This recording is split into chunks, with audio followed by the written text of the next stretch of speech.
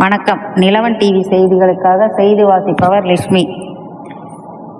நெமிலி நகரில் நலன் காக்கும் ஸ்டாலின் மருத்துவ முகாம் அமைச்சர் காந்தி தொடங்கி வைத்தார்.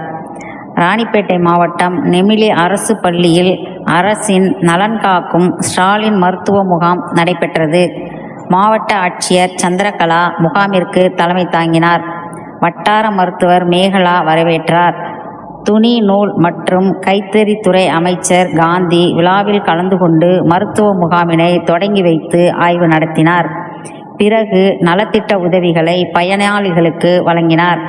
நெமிலி ஒன்றிய பெருந்தலைவரும் கிழக்கு ஒன்றிய திமுக செயலாளருமான வடிவேலு, மத்திய ஒன்றிய திமுக செயலாளர் பெருமாள், மேற்கு ஒன்றிய திமுக செயலாளர் ரவீந்திரன், மாவட்ட கவுன்சிலர் சுந்தரம்மாள் பெருமாள், சைனாவரம் ஊராட்சி மன்ற தலைவர் பவானி வடிவேலு, நெமிலி பேரூராட்சி மன்ற தலைவர் ரேணுகாதேவி, பொறியாளர் அணி மாவட்ட அமைப்பாளர் சரவணன், நெமிலி ஒன்றிய வர்த்தக அணி அமைப்பாளர் ராகேஷ் ஜெயின், ஒன்றிய துணை செயலாளர் வழக்கறிஞர் தமின் அன்சாரி உள்ளிட்ட கட்சியினர், மருத்துவத்துறையினர், தொழிலாளர் நலத்துறையினர், பொதுமக்கள் பலர் திரளாக கலந்து கொண்டனர்.